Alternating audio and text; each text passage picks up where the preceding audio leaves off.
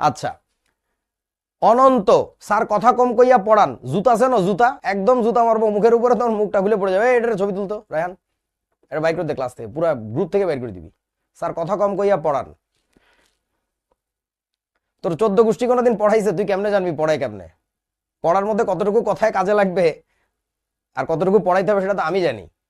তুই তো একটা অশিক্ষিত বস্তি, তুই কেমনে জানোস কতটুকু কথা কইতে হবে, কতটুকু পড়াইতে হবে? হুম, পড়ানোর একটা বড় অংশ হচ্ছে মোটিভেশন, টু গাইড। তো আমারে গাইড করতে না দিয়ে আমি কি অশিক্ষিতর মতো শুধু পড়াবো নাকি? হ্যাঁ, পড়াইলাম, পড়ানোর পরে তো এখন কাজ তোদের এটা মাথার মধ্যে ঢুকাইতে হবে।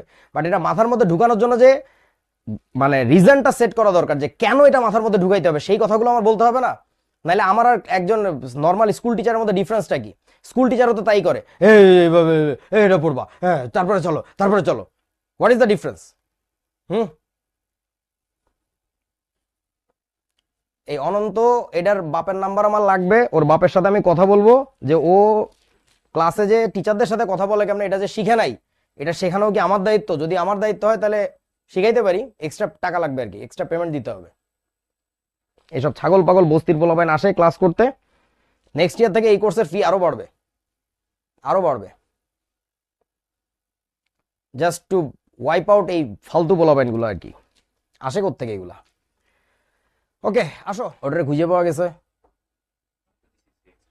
এখনই বের করতে বলো। ক্লাস হইতে হইতে এটা জুতানো গেলে ভালো, বাপের সাথে কথা বলবো সবার সামনে। তো সরি স্যার, লিটারালি আমার সামনে একটা দামি ক্যামেরা না থাকলে আমি জুতা ছুঁড়ে মারতাম তোর মুখের উপরে। এই ফেসবুক থেকে ছবি বের করতো, দেখতো এটা পুরাটারে একবারে শিক্ষা দেওয়া দরকার। কত বড় আস্পর্ধা! হ্যাঁ, ওর বাপেরে কইতে আইছে যে কথা কইস না তুই পড়া। শালা ছাগল মানে কারে বলে? এগুলো আসে কোত্থেকে? লিটারালি আসে কোত্থেকে?